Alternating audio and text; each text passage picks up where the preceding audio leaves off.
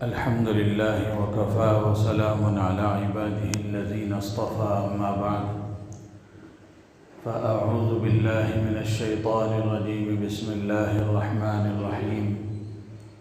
إن عدة الشهور عند الله 12 شهرا في كتاب الله يوم خلق السماوات والأرض منها 4 حرم صدق اللہ العظیم۔ قابل احترام بھائیوں، بزرگوں، عزیز دوستوں، ماہ محرم الحرام شروع ہو چکا ہے، چل رہا ہے۔ اس سے پہلے ذی الحجہ کا مہینہ ختم ہوا۔ ذی الحجہ کے مہینے پر اسلامی سال کا اختتام ہوتا ہے اور محرم الحرام سے اسلامی سال کا آغاز ہوتا ہے۔ ذی الحجہ کا مہینہ بھی بڑی عظمتوں والا، بڑی فضیلتوں والا مہینہ، اور محرم الحرام بھی بڑی عظمتوں اور فضیلتوں والا مہینہ ہے۔ ذی الحجہ کی فضیلتیں اس کے نام سے ظاہر ہیں۔ ذی الحج کا معنی ہے حج والا مہینہ۔ اسی طریقے سے محرم الحرام اس کی عظمت اور اس کی فضیلت کا بھی اندازہ اس کے نام سے ہی ہو جاتا ہے۔ محرم کا معنی ہے قابل احترام، قابل اکرام، قابل عظمت۔ پورا نام محرم الحرام ہے۔ مہینہ بڑی عظمتوں والا ہے، بڑی برکتوں والا ہے۔ اللہ کے نبی علیہ السلام نے احادیث میں اس کی بے شمار فضیلتیں بیان فرمائی ہیں، لیکن مسلمانوں نے اپنے اندر اور اپنے معاشرے میں، اپنی زبان میں مہینے کا نام بدل لیا۔ آپ پوچھیں گے محرم کے مہینے کا نام لوگ کہتے ہیں کہ شہادت کا مہینہ ہے۔ نام بدل جاتا ہے تو سوچ بدل جاتی ہے، فکر بدل جاتی ہے، اور اس فکر اور سوچ کے نتیجے میں اعمال بدل جاتے ہیں۔ نام تو اس کا تھا محرم الحرام، انتہائی قابل احترام مہینہ، اور اس کا قابل احترام ہونا خود اللہ نے قرآن پاک میں ذکر فرمایا۔ اللہ تعالیٰ نے قرآن پاک میں فرمایا ان عدت الشہور عند اللہ 12 شہرا فی کتاب اللہ یوم خلق السماوات والارض۔ جس دن سے آسمان و زمین کو اللہ نے پیدا فرمایا ہے، سال کے 12 مہینے اللہ نے طے فرمائے ہیں۔ منہا 4 حرم، ان 12 مہینوں میں سے 4 مہینے قابل احترام ہیں۔ 4 مہینے بڑی عظمتوں والے ہیں، یہ اللہ کہہ رہے ہیں۔ وہ 4 مہینے کون سے ہیں؟ اللہ کے نبی نے اس کی وضاحت فرمائی۔ ذو القعدۃ و ذو الحجۃ والمحرم ورجب مضر الذی بین جمادی و شعبان۔ ذی قعدہ کا مہینہ، ذی الحجہ کا مہینہ، محرم کا مہینہ اور رجب کا مہینہ۔ تو ان 4 مہینوں میں سے ایک محرم کا مہینہ بھی ہے، قابل احترام ہے، اور اس کی حرمت اس وقت سے ہے جس وقت سے اللہ نے اس کائنات کو وجود بخشا ہے۔ اس وقت سے یہ مہینہ قابل احترام ہے جب سے اللہ نے آسمانوں اور زمینوں کو پیدا فرمایا ہے۔ لیکن لوگوں کی زبانوں پر چونکہ یہ نام چڑھ چکا ہے، جس کی وجہ سے اس نام کی وجہ سے سوچ بھی بدل گئی، تصور بھی بدل گیا۔ عظمت والا مہینہ تھا، فضیلت والا مہینہ تھا، لیکن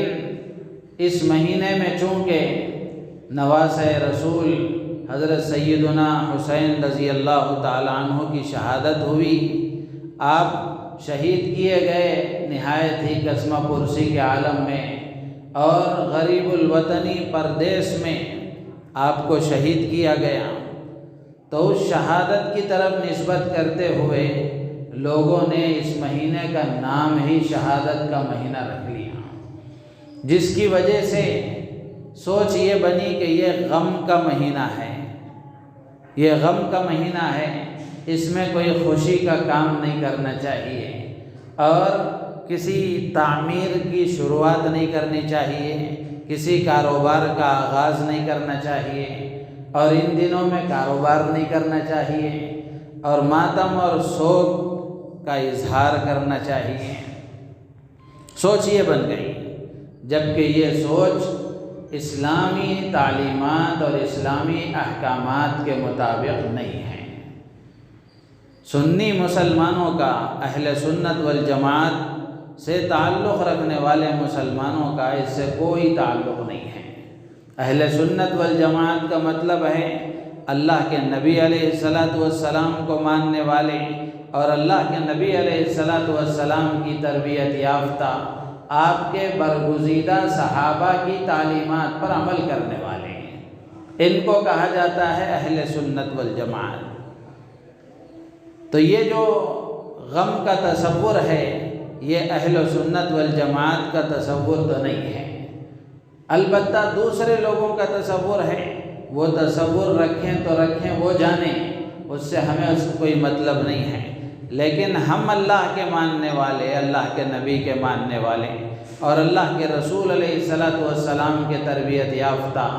آپ کے صحابہ کی تعلیمات پر عمل کرنے والے، ہمارا یہ تصور نہیں ہونا چاہیے۔ یہ اسلامی تصور کے بالکل خلاف ہے اور یہ تصور بنا ہے،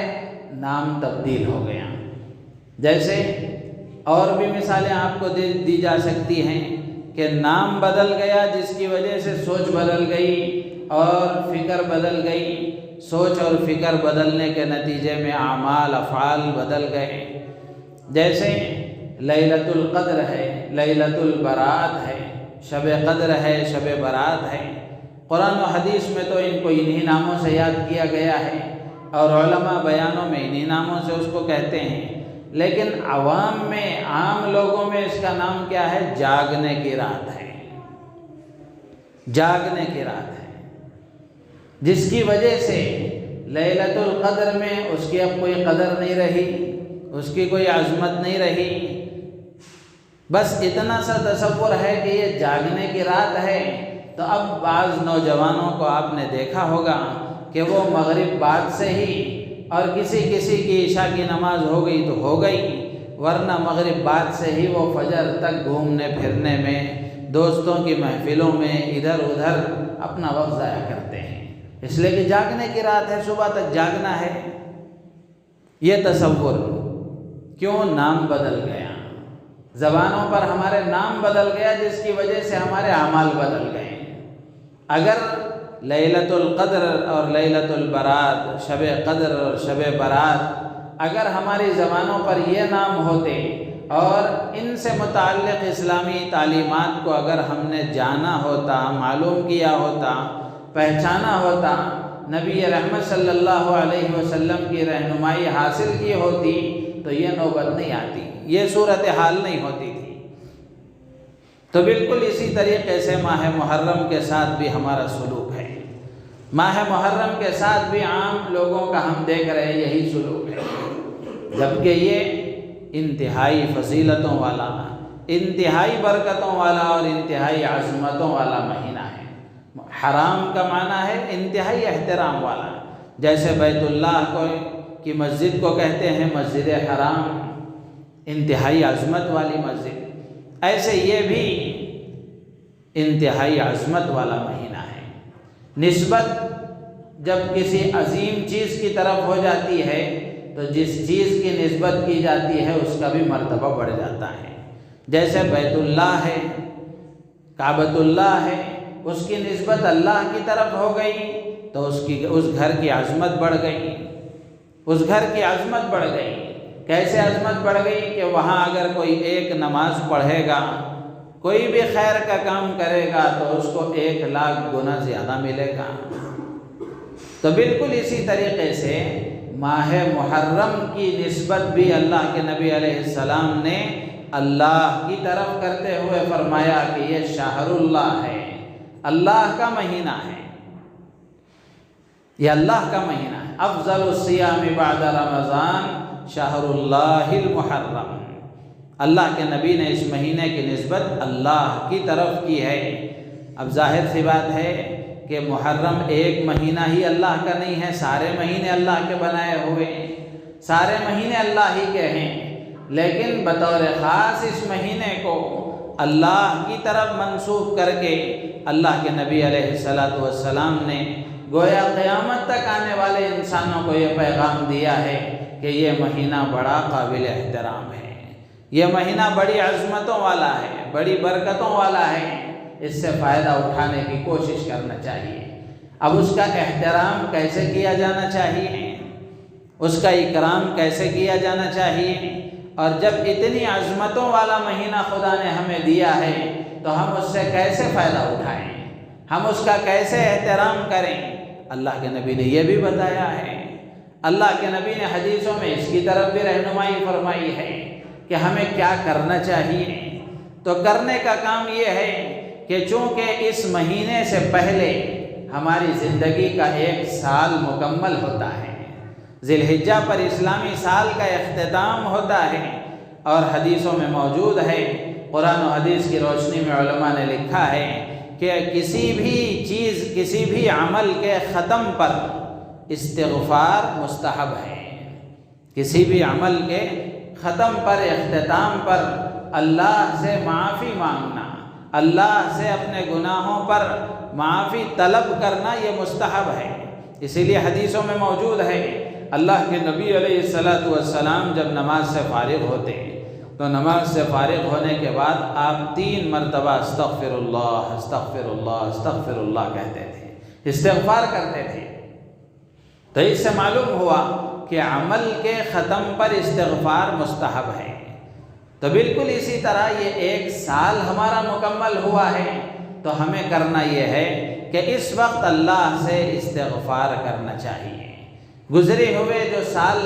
میں ہم سے جو کوتاہیاں ہو گئیں، اور گزرے ہوئے سال میں ہم سے جو نافرمانیاں ہو گئیں، اور جیسے ہمیں اس کو گزارنا چاہیے تھا، جیسے ہمیں اس سے فائدہ اٹھانا چاہیے تھا، اور جیسے ہمیں اس سے فائدہ اٹھا کر اللہ کو راضی اور خوش کر لینا چاہیے تھا، وہ ہم سے نہیں ہو سکا، اس پر اللہ سے معافی مانگنی چاہیے، استغفار کرنا چاہیے۔ اور محرم الحرام سے چونکہ اسلامی سال کا آغاز ہوتا ہے، ہماری زندگی کے ایک نئے سال کا آغاز ہوتا ہے، تو اللہ سے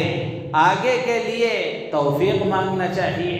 کہ اللہ تعالی ہمیں خیر کے کاموں کی توفیق عطا فرمائے، عافیت مقدر فرمائے۔ اب اس آنے والے سال کو ہمارے لیے اللہ تعالی خیر کا، عافیت کا، بھلائی کا، دینی اور دنیاوی ترقی کا ذریعہ بنائے، اللہ سے دعائیں مانگنی چاہیے۔ تو محرم الحرام کے مہینے میں اس کے احترام کا طریقہ یہ ہے کہ دعاؤں کا اہتمام کیا جائے،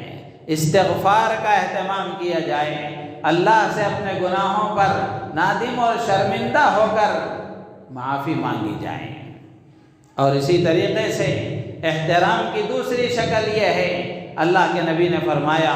افضل الصیام بعد رمضان شہر اللہ المحرم، کہ رمضان کا مہینہ روزوں کا مہینہ ہے، فرض ہیں اس کے روزے، تو رمضان کے بعد روزوں کے لیے جو سب سے افضل مہینہ ہے وہ محرم کا مہینہ ہے۔ امام نووی رحمۃ اللہ علیہ نے اس حدیث کی تشریح میں لکھا ہے کہ نفلی روزے رکھنے کے لیے، نفل روزوں کے لیے سب سے بہترین زمانہ محرم الحرام کا ہے، سب سے بہترین مہینہ محرم الحرام کا ہے، سب سے بہترین دن محرم الحرام کے ہیں۔ تو محرم الحرام کے مہینے میں آدمی اگر روزہ رکھے گا تو اس کا ثواب بھی اللہ نے زیادہ رکھا ہے۔ حدیث میں اللہ کے نبی نے فرمایا من صام یوما من المحرم فلہ بکل یوم 30 یوما، اللہ کے نبی علیہ السلام فرماتے ہیں کہ جو آدمی محرم کے مہینے میں کسی بھی دن ایک روزہ رکھتا ہے تو اللہ تبارک و تعالی ایک روزہ رکھنے پر اس کو 30 روزوں کا ثواب عطا فرماتے ہیں۔ یہ پورے مہینے میں سے کسی بھی دن رکھے آدمی تو ایک دن روزہ رکھتا ہے، اللہ تعالیٰ 30 روزوں کا اس کو ثواب عطا فرماتے ہیں۔ تو اندازہ لگائیں کہ احترام کا یہ طریقہ ہے، اس کے احترام سے فائدہ اٹھانے کا یہ طریقہ ہے کہ ہم روزوں کا اہتمام کریں، نفلی روزوں کا اہتمام کریں، یا اگر نفلی روزے نہیں نہ صحیح اپنے ذمے میں کچھ قضا روزے ہیں، رمضان المبارک میں بیماری کی وجہ سے یا کسی اور وجہ سے روزے قضا ہو گئے تو روزوں کا ہم اہتمام کریں، اور عورتوں کا بطور خاص عذر کی وجہ سے، ایام کی وجہ سے کچھ روزے ان کے یقیناً قضا ہو جاتے ہیں، تو اس مبارک مہینے میں وہ روزوں کی قضا کریں تاکہ وہ اس مہینے کی عظمت سے فائدہ اٹھائیں، اس مہینے کی فضیلت کو حاصل کرنے والے بنیں۔ تو یہ دوسرا طریقہ ہے کہ محرم کے مہینے میں روزے رکھ کر ہم اللہ کو راضی اور خوش کریں، اور اس مہینے کے احترام میں ہم اپنے آپ کو شامل کریں۔ اور اسی طریقے سے محرم الحرام کا احترام کا ایک خصوصی طریقہ جو اللہ کے نبی نے بتایا، ایک تو پورے مہینے میں کسی بھی دن آدمی روزہ رکھے تو 30 روزوں کی فضیلت تو ہے ہی، اس کے علاوہ 10ویں محرم جو آج کا دن ہے، 10ویں محرم جس کو عاشورے کا دن کہتے ہیں، اللہ کے نبی علیہ السلام نے فرمایا اگر کوئی آدمی عاشورے کے دن 10ویں محرم کے دن روزہ رکھتا ہے تو میں امید کرتا ہوں اللہ سے اس بات کی کہ اللہ تبارک و تعالی اس کے 1 سال پچھلے گناہوں کو معاف فرما دیتے ہیں۔ کتنی بڑی بات ہے آدمی سے، اور جہاں بھی حدیثوں میں یہ بات آتی ہے کہ کسی نیک کام کرنے کی وجہ سے اتنے گناہ معاف ہو جاتے ہیں، فلاں کام کرنے کی وجہ سے اتنے گناہ معاف ہو جاتے ہیں، تو ان گناہوں سے مراد صغیرہ گناہ ہے، کبیرہ گناہ نہیں ہے۔ بڑے جو گناہ ہیں وہ توبہ کرنے ہی سے معاف ہوتے ہیں، اگر ان کا تعلق اللہ کے حقوق سے ہے، حقوق اللہ سے ہے تو وہ توبہ کے ذریعے سے معاف ہوں گے، اگر حقوق العباد سے ہے تو وہ بندوں سے معافی مانگ کر ہی ادا ہوں گے، بندوں کا حق ہے تو وہ ان کو ادا کر کے ہی وہ ادا ہوگا۔ تو میرے عزیز و دوست بزرگوں، گناہ آدمی سے ہو ہی جاتے ہیں، چلتے پھرتے اٹھتے بیٹھتے چھوٹے گناہ تو ہو ہی جاتے ہیں، تو یہ بھی بڑی غنیمت کی بات ہے کہ خیر کے کاموں کی وجہ سے آدمی کے گناہ معاف ہوتے رہیں۔ تو آدمی اگر 10ویں محرم کا روزہ رکھتا ہے تو 1 روزہ رکھنے پر اللہ تعالیٰ اس کے پچھلے سال 1 سال کے صغیرہ گناہوں کو معاف فرما دیتے ہیں۔ کتنا بڑا فائدہ ہے، کتنا بڑا اجر و ثواب ہے، قدر کرنے والوں کے لیے بہت ہی قیمتی لمحہ ہے اور غنیمت والا موقع ہے۔ تو میرے عزیز و دوست بزرگوں، احترام کا یہ طریقہ ہے، محرم الحرام کی عظمت کو اپنے دل میں رکھتے ہوئے، اس کی عظمت سے فائدہ اٹھاتے ہوئے اور اس کے احترام سے فائدہ اٹھاتے ہوئے کرنے کے کام یہ ہیں۔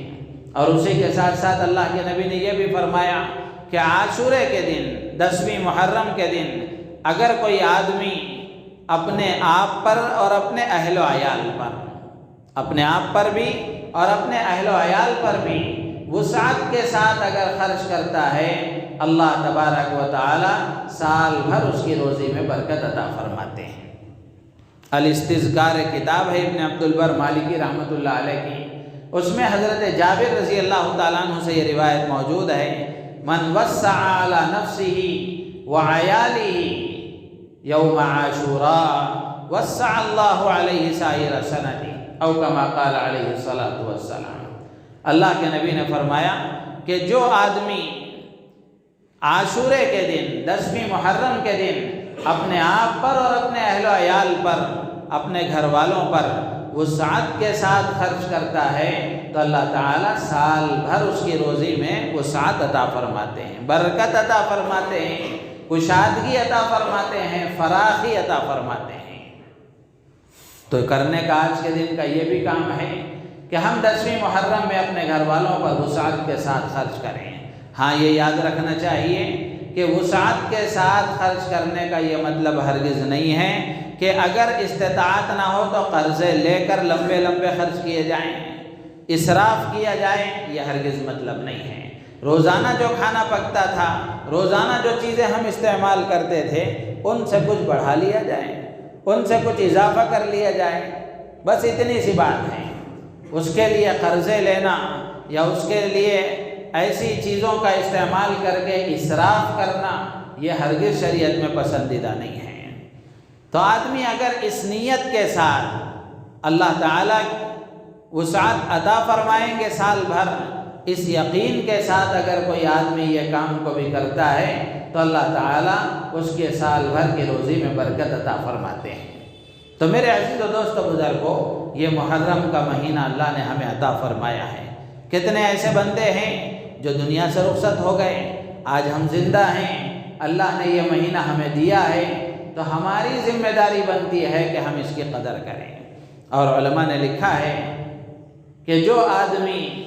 اشہر حرم میں، یعنی یہ جو 4 مہینے قابل احترام ہیں، ذی قعدہ، ذی الحجہ، محرم، رجب، یہ 4 مہینوں میں اگر خیر کے کام کرتا ہے، اللہ کی اطاعت و فرمانبرداری میں اپنے آپ کو لگاتا ہے اور نیک کاموں کو انجام دیتا ہے، غلط کاموں سے اپنے آپ کو بچاتا ہے، گناہوں سے بچنے کی کوشش کرتا ہے، تو ان 4 مہینوں میں جو آدمی اپنے آپ کو پابند بنا لیتا ہے، اللہ تبارک و تعالی سال کے باقی مہینوں میں بھی اس کو توفیق عطا فرماتے ہیں۔ تو اس لیے ایک تو اس میں ثواب بھی زیادہ ہے، اللہ کی طرف سے اجر و ثواب میں بھی اضافہ ہے، تو یہ ہمارے لیے گویا سیزن ہے،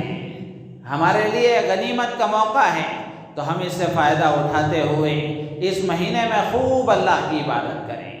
خوب اللہ کی اطاعت کریں، خوب اللہ کو راضی کرنے والے کام کریں، قرآن کی تلاوت کریں، اللہ کے ذکر کا اہتمام کریں، 5 وقتہ نماز مرد حضرات پابندی کے ساتھ جماعت کے ساتھ مسجد میں ادا کریں۔ دوسرے دنوں میں 4 نمازیں پڑھتے تھے، فجر کی نماز رہ جاتی تھی، تو اب یہ محرم کا مہینہ اللہ نے دیا ہے، تو ہم اس نیت کے ساتھ کہ اس مہینے میں اگر میں اپنے آپ کو پابند بناؤں گا اور اس مہینے میں اگر میں فجر کی نماز پابندی کے ساتھ پڑھوں گا، اللہ تعالیٰ آگے سال بھر اس کی توفیق عطا فرمائیں گے۔ اس جذبے کے ساتھ ہم 5 نمازوں کو ادا کرنے والے بنیں، صدقہ اور خیرات کرنے والے بنیں، جہاں ہم نیک کام کرنے والے بنیں، وہیں ہم اپنے آپ کو گناہوں سے بچانے والے بھی بنیں۔ اس لیے کہ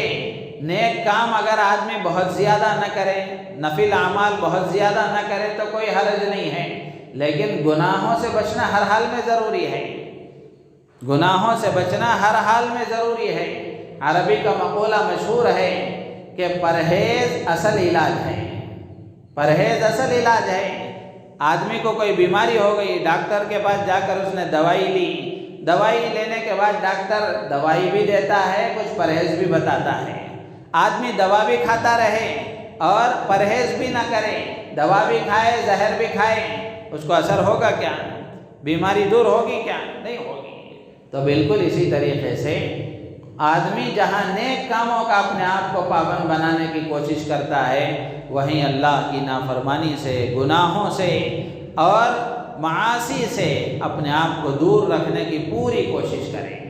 اس وقت نیک کام کرنا آسان ہے، گناہوں سے بچنا مشکل ہے، گناہوں سے بچنا مشکل ہے۔ چلتے پھرتے آنکھوں سے گناہ ہو جاتے ہیں، کانوں سے گناہ ہو جاتے ہیں، مسجدیں بھی محفوظ نہیں رہی، بازار تو دور کی بات ہے، مسجدوں میں بھی بیٹھ کر آدمی ادھر ادھر کی باتیں، یہاں ادھر ادھر کی فلاں فلاں کی غیبتیں ہو جاتی ہیں، جبکہ مسجدیں یہ وہ جگہ ہیں جہاں اللہ کی رحمتیں برستی ہیں، عبادت کی جگہ ہے، نیک کاموں کی جگہ ہے۔ تو اس لیے اس بات کی پوری کوشش کرنا چاہیے کہ ہم اپنے آپ کو اللہ کی فرمانبرداری کا عادی بنائیں، پابند بنائیں، اس کے ساتھ ساتھ اللہ کی نافرمانی سے بچنے کی پوری کوشش کریں۔ آنکھوں کے غلط استعمال سے بچیں، کانوں کے غلط استعمال سے بچیں، ہاتھ پیر کے غلط استعمال سے بچیں، اور مال کے غلط استعمال سے بچیں، وقت کے غلط استعمال سے بچیں، اور اپنی صلاحیتوں کے غلط استعمال سے بچیں، اور اپنے اعضاء و جوارح اور اپنی جان کے غلط استعمال سے بچیں۔ یہ تقاضا ہے۔ تو ہم اللہ کے ماننے والے، اللہ کے نبی علیہ الصلوۃ والسلام کی تعلیمات پر عمل کرنے والے، اور آپ کو سچا رسول تسلیم کرنے والے اللہ کے نبی علیہ الصلوۃ والسلام نے اس مہینے کی بڑی فضیلتیں بیان فرمائی ہیں، تو ہماری ذمہ داری یہ بنتی ہے کہ ہم اس مہینے سے پورا فائدہ اٹھائیں، پورا فائدہ اٹھائیں۔ لیکن میرے عزیز و دوست و بزرگوں، ہم امت مسلمہ کے عموم پر نظر ڈال کر کے دیکھیں، اتنی برکتوں والا مہینہ، اتنی عظمتوں والا مہینہ خدا نے عطا فرمایا ہے، تو ہم مسلمانوں میں کتنے مسلمان ایسے ہیں جو اس مہینے کے بارے میں غلط تصور رکھتے ہیں؟ تو ان تصورات کی وجہ سے، ان غلط کاموں کی وجہ سے وہ اس مہینے کی برکتوں سے محروم ہو جاتے ہیں، اس مہینے کی عظمتوں سے ان کے سینے خالی ہو جاتے ہیں۔ یہ مہینہ، جیسے مثال کے طور پر اس مہینے کے بارے میں تصور ہے کہ یہ مہینہ غم کا مہینہ ہے، نحوست والا مہینہ ہے۔ جو پرانی بوڑھیاں ہوتی ہیں ہرگز اس بات کی وہ اجازت نہیں دیتی کہ کوئی کاروبار اس مہینے میں شروع کریں، ہرگز وہ اس بات کی اجازت نہیں دیتی کہ کوئی اچھا کام اس مہینے میں کرے۔ یہ تصور ہے، اور یہ تصور اسلامی شریعت کے بالکل خلاف ہے۔ کوئی زمانہ منحوس نہیں ہوتا، وہ لمحہ، وہ دن، وہ سیکنڈ، وہ گھنٹہ، وہ منٹ منحوس ہے جس منٹ میں ہم اللہ کی نافرمانی کریں، جس لمحے میں ہم اللہ کی نافرمانی کریں، ہم سے کسی گناہ کا ارتکاب ہو جائے، وہ لمحہ منحوس ہے، وہ لمحہ نحوست والا ہے۔ اس لیے کہ ہم نے اللہ کی نافرمانی کر کے جو وقت اللہ نے ہمیں صحیح گزارنے کے لیے دیا تھا، خیر کے کاموں کے کرنے کے لیے دیا تھا، ہم نے اس لمحے کو نحوست والا بنا دیا اللہ کی نافرمانی کر کے۔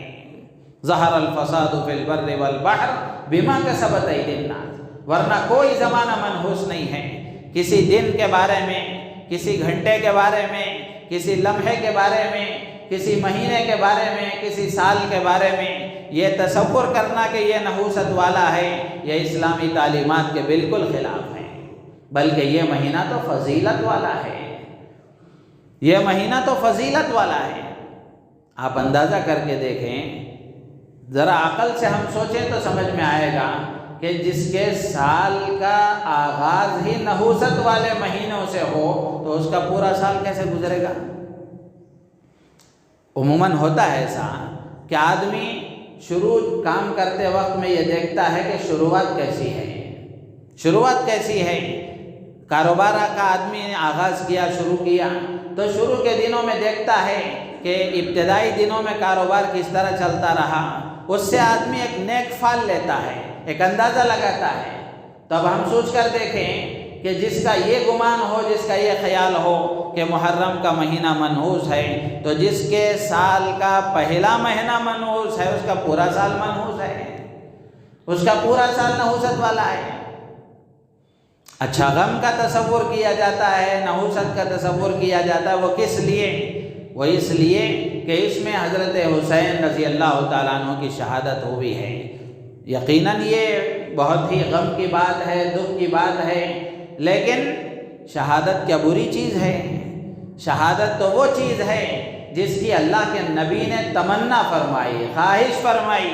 ایک حدیث میں 3 بار اللہ کے نبی نے فرمایا، میری خواہش ہے کہ میں اللہ کے راستے میں شہید کیا جاؤں، پھر زندہ کیا جاؤں، پھر شہید کیا جاؤں، پھر زندہ کیا جاؤں، پھر شہید کیا جاؤں، پھر زندہ کیا جاؤں۔ ایک حدیث میں 3 بار ہے، ایک حدیث میں 7 بار ہے، ایک حدیث میں 10 بار ہے۔ جس کی تمنا میرے اور آپ کے آقا کریں وہ بری چیز ہو سکتی ہے؟ شہادت بری چیز نہیں ہے، شہادت کے بڑے فضائل ہیں۔ اور حضرت حسین رضی اللہ تعالیٰ عنہ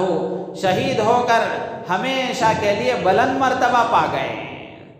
ہمیشہ کے لیے بڑا مقام پا گئے۔ اور یہ بات بھی شریعت کی تعلیمات کے بالکل خلاف ہے کہ کسی کے انتقال کے دن کو یا کسی غم کے واقعے کو ہمیشہ کے لیے اس کو غم کی یادگار بنا لینا شریعت میں اس کا کوئی حصہ نہیں ہے۔ حضرت قطب عالم شیخ عبد القادر جیلانی رحمۃ اللہ علیہ نے اپنی کتاب میں لکھا ہے کہ اگر کسی کے انتقال کے دن کو، کسی کی شہادت کے دن کو اگر غم کی یادگار منانا شریعت اسلامی میں جائز ہوتا تو میرے اور آپ کے آقا حضرت محمد الرسول اللہ صلی اللہ تعالی علیہ وسلم کی وفات کا دن، آپ کے دنیا سے رحلت کر جانے کا دن، یہ سب سے زیادہ لائق تھا کہ اس کو غم کی یادگار بنایا جائے۔ ظاہر سی بات ہے کہ میرے اور آپ کے آقا دنیا سے رخصت ہو گئے، اس سے بڑی مصیبت امت کے لیے اور کیا ہو سکتی ہے؟ لیکن شریعت اسلامی میں اس کی گنجائش نہیں ہے، شریعت اسلامی میں اس کی گنجائش نہیں ہے۔ رنج اور غم کے موقع پر شریعت کا حکم یہ ہے کہ صبر کیا جائے، صبر کیا جائے، ماتم نہ کیا جائے اور جزا اور فضا نہ کیا جائے، چیخ چیخ کر چلا چلا کر رویا نہ جائے، سر نہ پیٹا جائے، بال نوچے نہ جائیں، سینہ نوچا نہ جائے۔ یہ حکم ہے اللہ کے نبی علیہ السلام کی طرف سے، اور اللہ کے نبی علیہ السلام نے صاف فرمایا لیس منا من لطخ الجیوب۔ اللہ کے نبی علیہ السلام نے فرمایا کہ ہم میں سے نہیں ہے وہ آدمی جو چہروں کو نوچتا ہے، بدنوں کو نوچتا ہے، سرکوبی کرتا ہے، یہ ہم میں سے نہیں ہے۔ یہ جاہلیت کے کام ہیں، یہ جاہلیت والے اعمال ہیں، اسلام سے اس کا کوئی تعلق نہیں ہے۔ اب ہم دیکھیں اللہ کے نبی ایک بات بتا رہے ہیں، ہم ایک کام کر رہے ہیں، تو آدمی کو سوچنا چاہیے آج کے دنیا والے جو مسلمان غم کا یہ طریقہ اختیار کیے ہوئے ہیں، وہ یہ کہہ رہے ہیں کہ اے اللہ کے نبی غم کے منانے کا یہ طریقہ ہے۔ اللہ کے نبی فرما رہے ہیں کہ غم کے منانے کا یہ طریقہ نہیں ہے، تو ہم کس کی مانیں گے؟ اللہ کے نبی کی مانیں گے، ظاہر سی بات ہے۔ یہ جو طریقہ مسلمانوں نے اختیار کر لیا ہے، ظاہر سی بات ہے یہ باہر سے آیا ہوا ہے، شریعت کا نہیں ہے، یہ شریعت کا نہیں ہے۔ تو غم کا یہ طریقہ نہیں ہے، غم کی یادگار منانے کا شریعت میں کوئی رواج نہیں ہے اور اس کا کوئی ثبوت نہیں ہے، بلکہ غم کے لیے تو اللہ کے نبی نے فرمایا اگر کسی کے قریبی رشتہ دار کا انتقال ہو جائے تو 3 دن وہ غم منا سکتا ہے، سوگ منا سکتا ہے، اس سے زیادہ اس کی گنجائش نہیں ہے۔ اور اگر کسی کے شوہر کا انتقال ہو جائے تو اس بیوی کے لیے 4 مہینے 10 دن کی گنجائش ہے، اس کے بعد وہ بھی سوگ نہیں منا سکتی۔ اور سوگ منانے کے لیے آج لوگوں نے جو طریقہ اختیار کیا ہے اس عورت کے لیے وہ طریقہ نہیں ہے، بس اتنی بات ہے کہ وہ بناؤ سنگھار نہ کریں، ایسے کپڑے نہ پہنے جو خوشی کے موقع پر پہنے جاتے ہیں، تقریب میں پہنے جاتے ہیں، ان چیزوں سے بس اپنے آپ کو بچائے، باقی وہ اچھا کھائے گی، اچھا پیے گی، صحیح طریقے سے زندگی گزارے گی۔ سوگ منانے کا یہ مطلب نہیں ہے کہ وہ بالکل کھائے بغیر ایک کونے میں پڑی رہے اور بالکل ہی پراگندہ حالت میں پڑی رہے، یہ مطلب نہیں ہے۔ جب وہ مطلب نہیں ہے تو آج غم کا جو طریقہ اختیار کیا جا رہا ہے اس کا کہاں جواز ہو سکتا ہے، اس کی کہاں گنجائش ہو سکتی ہے؟ تو اس لیے یہ تصور کرنا کہ یہ غم کا مہینہ ہے، نحوست والا مہینہ ہے، یہ اس مہینے کی برکتوں سے محروم ہونے کا سبب ہے، یہ اس مہینے کی عظمتوں سے محروم ہونے کا سبب ہے۔ اور اسی طریقے سے یہ تصور بھی مسلمانوں میں ہے کہ وہ دیکھتے ہیں شادی کرنا ہے اپنے بچے کی یا بچی کی، تو محرم کا مہینہ اگر آ رہا ہے تو تصور ہے کہ محرم کے مہینے میں شادی نہیں کرنا چاہیے، کوئی خوشی کی تقریب نہیں ہونی چاہیے۔ آپ شادی محرم کے مہینے میں نہ کریں، کوئی حرج نہیں ہے، انتظامی اعتبار سے یا پھر کسی اور اعتبار سے آپ محرم میں نہ کریں، کوئی حرج نہیں ہے، کرنا ضروری نہیں ہے، لیکن یہ عقیدہ رکھ کر کے، یہ تصور رکھ کر کے، اس خیال سے کہ اس مہینے میں شادی کریں گے تو اس میں خیر نہیں ہوگی، یہ خوشی کا مہینہ نہیں ہے، اس میں خوشی کا کام نہیں کرنا چاہیے، اس غلط عقیدے کے ساتھ اگر آپ نہیں کر رہے ہیں تو یہ غلط چیز ہے۔ اور حیرت کی بات ہے کہ کتنا مبارک مہینہ ہے کہ اسی مہینے میں ایک روایت کے مطابق سیرت نگاروں نے لکھا ہے کہ حضرت علی رضی اللہ تعالی عنہ اور حضرت فاطمہ رضی اللہ تعالی عنہ کا نکاح اسی مہینے میں ہوا ہے، محرم کے مہینے میں ہوا ہے۔ اگر یہ غم کا موقع ہوتا تو اس لیے یہ بعد والے لوگوں کی پیداوار ہے، شریعت میں اس کا کوئی ثبوت نہیں ہے، تو اس لیے ہماری یہ دینی ذمہ داری بنتی ہے کہ ہم اس غلط عقیدے کو ختم کرنے کے لیے، اس غلط رواج کو ختم کرنے کے لیے، لوگوں کے ذہن و دماغ سے اس غلط تصور کو ختم کرنے کے لیے محرم کے مہینے میں شادیوں کو رواج دیں، محرم کے مہینے میں شادیوں کی تقریبات کریں، تاکہ لوگ اس غلط عقیدے سے چھٹکارا پائیں، یہ غلط عقیدہ ان کے اندر سے نکل جائے۔ اور غلط عقیدہ کوئی معمولی چیز نہیں ہے، عمل غلط ہو تو آدمی امید ہے کہ نجات پا سکتا ہے، عقیدہ اگر غلط ہو گیا تو اس کی نجات کی امید نہیں ہے۔ تو اس لیے عقیدے کا درست ہونا ضروری ہے۔ اللہ کے نبی علیہ السلام نے اس کو فضیلت والا مہینہ بتایا، اگر ہم اس کو نحوست والا سمجھیں گے تو یہ ہمارے نحوست والا ہونے کی علامت ہے، مہینہ نحوست والا نہیں ہے۔ اور اسی طریقے سے اس مہینے میں محرم الحرام کی 10ویں تاریخ کو نبی پاک علیہ السلام کی تعلیمات یہ ہیں کہ روزہ رکھا جائے۔ لیکن آپ نے دیکھا ہوگا، آپ کے محلے میں ہے یا نہیں ہے، ہمارے محلے میں تو ہم نے دیکھا ہے کہ سبیلیں لگی ہوئی ہیں، شربتیں پلائی جا رہی ہیں، بانٹیں جا رہی ہیں۔ میرے عزیز و دوستو بزرگوں، شربت پلانا، پانی پلانا غلط چیز نہیں ہے، غلط چیز نہیں ہے، لیکن کسی وقت کو اس کے ساتھ مقید کر دینا، کسی دن کے ساتھ اس کو لازم کر لینا، کسی وقت کے ساتھ اس کو لازم کر لینا، یہ شریعت اسلامی کے بالکل تعلیمات کے خلاف ہے۔ اور یہ پلانے والے کس تصور کے ساتھ پلاتے ہیں، آپ ان سے پوچھ کر کے دیکھیں۔ پلانے والوں کا تصور یہ ہوتا ہے کہ اس دن حضرت حسین رضی اللہ تعالیٰ عنہ اور آپ کے خانوادے اہل بیت اطہار کو پیاس کی شدت تھی، پیاس کا سامنا تھا، بہت زیادہ پیاس کی حالت میں ان کو تڑپایا گیا تھا، تو آج ہم یہ پلا کر گویا ان کی پیاس کو بجھا رہے ہیں، یہ شربت ان تک گویا پہنچتا ہے۔ سوچ کر دیکھیں کتنا بڑا الزام ہم اللہ پر لگا رہے ہیں، آپ کا یہ شربت ان تک پہنچتا ہے، یہ عقیدہ رکھنا کتنی غلط بات ہے۔ تو اس کا مطلب یہ ہوا کہ جب وہ شہید ہوئے اس کے بعد سے اللہ نے ان کو جنتوں کی نعمتوں میں رکھا ہے، اب ہم اس شربت کے ذریعے سے گویا یہ کہہ رہے ہیں کہ اس وقت سے لے کر آج تک گویا اللہ نے بھی ان کو پانی نہیں پلایا ہے، جو آج آپ کی شربت سے ان کی پیاس بجھ رہی ہے، کتنی غلط بات ہے۔ اور وہ جنت کی اعلیٰ نعمتوں میں ہیں، جنت کے خوبصورت پانیاں وہ پی رہے ہیں، جنت کی خوبصورت نعمتوں سے وہ سیراب ہو رہے ہیں، تو ان شربتوں کو پلٹ کر بھی نہیں دیکھیں گے۔ تو میرے عزیز و دوستو بزرگوں، یہ غلط عقیدہ ہے، غلط تصور ہے، اس سے اپنے آپ کو بچانا چاہیے، اس سے اپنے آپ کو دور رکھنا چاہیے۔ ان غلط عقیدوں کی وجہ سے ہمارا ایمان خراب ہو جاتا ہے، ہمارا ایمان خراب ہو جاتا ہے، ہماری آخرت برباد ہو جاتی ہے، اور ہم اللہ کی نگاہوں میں گر جاتے ہیں۔ تو اس سے اپنے آپ کو دور رکھنا چاہیے۔ اور اسی طریقے سے تعزیہ منایا جاتا ہے، اور اس میں یہ تصور کیا جاتا ہے کہ اس تعزیے کی مجلس میں جہاں نوحہ خوانی کی جاتی ہے، ماتم کے انداز میں اس کے اشعار پڑھے جاتے ہیں، لوگوں کا یہ عقیدہ ہے کہ وہاں حضرت حسین بنفس نفیس ان کی روح آتی ہے، بنفس نفیس ان کی روح آتی ہے۔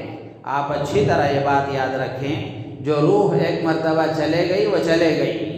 اب پھر آنے والی نہیں ہے، جو چلے گئی وہ چلے گئی، دو حال سے خالی نہیں، جانے والی روح دو حال سے خالی نہیں۔ اگر اچھی تھی تو اللہ نے اس کو جنت کی نعمتوں میں رکھ دیا ہے، اگر وہ اچھی تھی تو جنت کی نعمتوں میں ہے، تو وہ اچھی نعمتوں کو چھوڑ کر یہاں اتنے گندے ماحول میں کیوں آئے گی؟ اور اگر وہ بری ہے، جانے والی روح اگر بری ہے تو وہاں عذاب میں مبتلا ہوگی، تو عذاب سے چھٹکارا کون دلائے گا؟ کون چھٹی دے کر یہاں بھیجے گا کہ وہ آپ کی اس مجلس میں شرکت کرے؟ تو کتنی عقل سے بھی آدمی سوچے تو سمجھ میں آنے والی بات ہے کہ کتنے بھدے عقیدے ہم نے پیدا کر لیے ہیں، کتنا غلط تصور ہم نے اختیار کر لیا ہے، اور یہ تصور مسلمانوں کا اپنا نہیں ہے، بلکہ یہ دوسروں کا لایا ہوا ہے، شریعت اسلامی سے اس کا کوئی تعلق نہیں ہے۔ تو اس لیے میرے عزیز و دوستو بزرگوں، یہ کچھ باتیں میں نے عرض کی، محرم عظمت والا مہینہ ہے، اس میں کرنے کے کام یہ ہیں، یہ کام کریں گے تو اس کا احترام کرنے والے ہم شمار ہوں گے، اس کی عظمت اپنے دل میں بٹھانے والے ہم شمار ہوں گے، اور اس کے احترام سے فائدہ اٹھا کر اللہ کو راضی کرنے والے ہم شمار ہوں گے۔ اور اگر وہ کام کریں گے جن کو نہیں کرنا چاہیے تو ان کاموں کی وجہ سے ہم اس مہینے کی برکتوں سے محروم ہو جائیں گے، اس مہینے کی برکتوں سے محروم ہو جائیں گے۔ اور اسی کے ساتھ ساتھ آخر میں یہ بات بھی عرض کر دوں کہ محرم الحرام کا مہینہ یہ ہمارے اسلامی سال کا آغاز ہے، نئے سال کا آغاز ہے، نئے سال کی شروعات ہے، تو نئے حوصلوں اور نئے ارادوں کے ساتھ ہمیں اپنا سال شروع کرنا چاہیے۔ کچھ نہ کچھ ہمارے عزائم ہونے چاہیے، کچھ نہ کچھ ہمارے ارادے ہونے چاہیے کہ اب گزشتہ سال ہمارا کیسے گزرا ہے اس کا احتساب کرتے ہوئے، اس کا جائزہ لیتے ہوئے، اس میں جو کمی کوتاہی ہو گئی اس پر استغفار کرتے ہوئے اب یہ سال جو شروع ہوا ہے، اب اس سال کا جو آغاز ہوا ہے، اس سال میں ہمیں کیا کرنا چاہیے، کیسے اس سال کو گزارنا چاہیے، اس کی پلاننگ کرنی چاہیے، اس کا منصوبہ بنانا چاہیے، کیا کیا کام مجھے کرنے چاہیے، کیسے کیسے ارادوں کے ساتھ مجھے اپنے سال کا آغاز کرنا چاہیے۔ آدمی کو پلان بنانا چاہیے۔ دنیا کے اعتبار سے ہم بہت پلان بناتے ہیں، دنیا کے اعتبار سے ہم بہت منصوبے تیار کرتے ہیں، لیکن دین کے اعتبار سے وہ ہوشیاری ہمارے اندر نہیں ہے۔ دین کے اعتبار سے بھی ہمیں اپنے آپ کو تیار رکھنا چاہیے، مضبوط ارادوں کے ساتھ آگے بڑھنا چاہیے۔ جیسے مثال کے طور پر کوئی آدمی ہے، وہ کسی بھی عمر کا ہو، چاہے اس کی عمر 50 ہو، 60 ہو، 20، 30، جتنی بھی عمر ہو، اس کو اب تک قرآن پڑھنا نہیں آتا، تو وہ اب اس سال کے شروع میں یہ عزم اور ارادہ کرے کہ آئندہ سال تک مجھے اس قابل ہو جانا چاہیے، مجھے اپنے آپ کو اس طرح تیار کرنا چاہیے کہ میں قرآن کو صحت کے ساتھ اور صحیح تجوید کے ساتھ دیکھ کر پڑھنے والا بن جاؤں۔ آدمی ایک ٹارگٹ طے کرے، ٹارگٹ طے کر کے روزانہ اس کے لیے کچھ وقت فارغ کریں، کسی عالم دین سے کچھ وقت مانگ لیں، یہ ایک کام ہے۔ اسی طریقے سے اور بھی بہت سارے کام ہیں۔ اگر ٹارگٹ طے کر کے، ہدف بنا کر کے، پلان بنا کر کے اگر ہم کام کریں گے تو انشاءاللہ العزیز آدمی بہت سارے کام کر سکے گا۔ یہ ایک انفرادی بات میں نے عرض کی ہے، یہ قرآن کا بطور خاص اس لیے تذکرہ کیا ہے کہ مسلمانوں کا غفلت والا معاملہ، غفلت کا تعلق جتنا قرآن سے ہے اتنا کسی اور سے نہیں ہے۔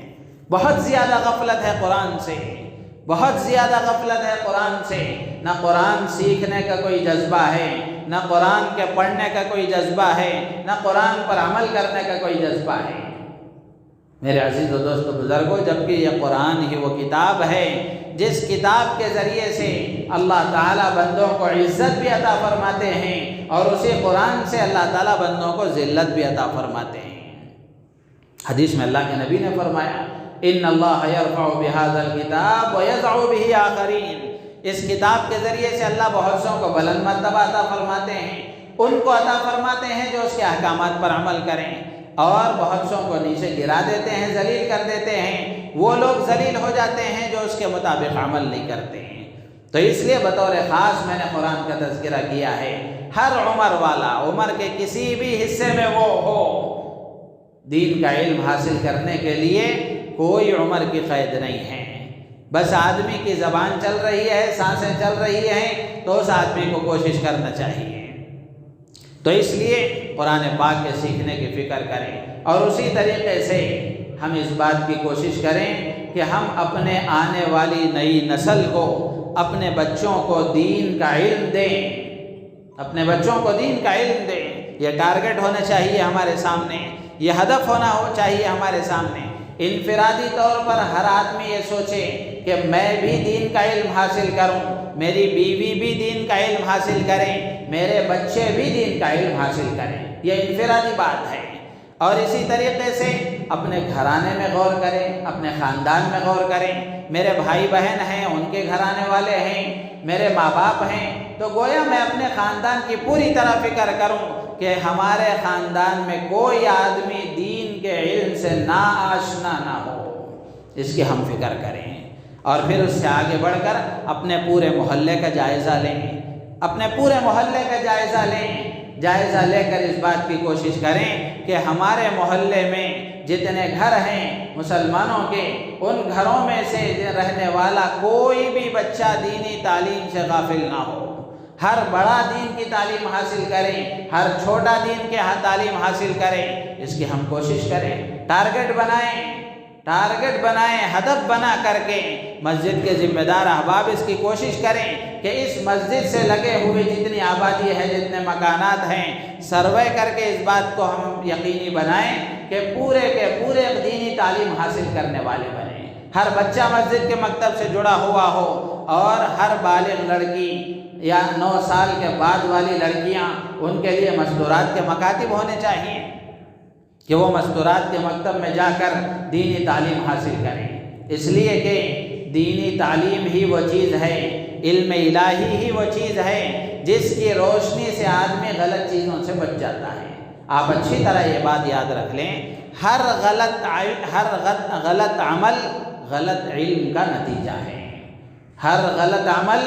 غلط علم کا نتیجہ ہے یا بے علمی کا نتیجہ ہے۔ غلط آدمی کوئی کام کر رہا ہے، یا تو اسے صحیح علم نہیں ہے، یا تو اس کا کچھ بھی علم نہیں ہے، وہ اس سے جاہل ہے۔ تو اس لیے اس کی پوری کوشش کرنا چاہیے کہ ہم اپنے بچوں کو بھی دین کی تعلیم دیں، خود بھی دین کی تعلیم حاصل کریں، اور اسی طریقے سے اپنے محلے کا بھی جائزہ لیں، اپنے خاندان کا بھی جائزہ لیں۔ ہماری گویا ایک فکر ہونی چاہیے، ایک دھن سوار ہونا چاہیے، جس سے بھی ہم ملاقات کریں، جس نسبت پر بھی ہماری ملاقات ہو، جہاں اور بہت ساری باتیں ہوں، یہ سوال بھی ہمیں ان سے کرنا چاہیے کہ آپ کے بچے کتنے ہیں، کہاں پڑھتے ہیں، کس اسکول میں پڑھتے ہیں اور کس مکتب میں پڑھتے ہیں۔ اگر وہ پڑھ رہے ہیں تو الحمدللہ، اگر نہیں پڑھ رہے ہیں تو ان کو وہی ترغیب دینا چاہیے کہ کیسی بات ہے، آپ کے بچے اسکول میں بھی نہیں پڑھتے، اگر اسکول میں پڑھ رہے ہیں تو ٹھیک ہے، مکتب میں نہیں پڑھ رہے ہیں تو ان کو دلانا چاہیے احساس کہ تم دیندار ہو، مسلمان ہو، اور آپ کے بچے دینی تعلیم سے غافل ہوں، یہ کیسے ہو سکتا ہے؟ تو ہر ایک کا یہ جذبہ ہونا چاہیے، ہر آدمی کا یہ جذبہ بننا چاہیے، جس سے بھی رشتہ دار، آپ کے گھر کوئی رشتہ دار آئے یا آپ کسی کے ہاں چلے گئے، آپ کے کوئی دوست ہیں، آپ کے ملنے جلنے والے ہیں، کاروباری ہیں، جو بھی تعلق آپ کا ہے، آپ اس تعلق کو اللہ کے کلام کے پھیلانے کے لیے استعمال کریں، دینی تعلیم کے عام کرنے کے لیے استعمال کریں، اور اسی طریقے سے دنیاوی تعلیم کے معاملے میں بھی ہم جائزہ لیں اپنے محلے کا کہ ہمارے بچے دنیاوی تعلیم میں بھی پیچھے نہ ہوں۔ آج ہم دیکھ رہے ہیں کہ مسلمانوں کی تعلیمی نمائندگی نہ ہونے ہی کا نتیجہ ہے کہ سارے اداروں پر ملک دشمنوں کا قبضہ ہے، جس کی وجہ سے سارے فیصلے ویسے ہی اور سارے کام ویسے ہی ہو رہے ہیں۔ اگر ہم نے کوشش کی اور اس بات کو یقینی بنایا کہ ہمارے بچے دنیاوی تعلیم میں بھی آگے بڑھیں، دینی تعلیم میں بھی آگے بڑھیں، تاکہ وہ ملک کو صحیح چلانے والے بنیں، ملک کے لیے صحیح خدمت گزار ثابت ہوں۔ اللہ تعالیٰ سے دعا ہے، اللہ تعالیٰ ہم سب کو ان باتوں پر عمل کی توفیق عطا فرمائے۔ اس مہینے کی عظمت کو اپنے دل میں رکھتے ہوئے اس مہینے کا صحیح طریقے سے احترام کرنے کی اللہ تعالیٰ مجھے آپ کو پوری امت مسلمہ کو توفیق عطا فرمائے، اور جو غلط رسم و رواج، جو بدعات و خرافات اور جو غلط کام رائج ہو گئے ہیں، اللہ تعالیٰ ان سے میری آپ کی پوری امت مسلمہ کی حفاظت فرمائے، اور ہم سب کو اپنے بچوں کی، اپنے آپ کی، اپنے خاندان والوں کی اور امت مسلمہ کے ایک ایک فرد کی دین کی فکر کرنے کی، دینی تعلیم کی فکر کرنے کی اللہ تعالی ہم سب کو توفیق عطا فرمائے۔ آمین۔ وآخر دعوانا الحمدللہ۔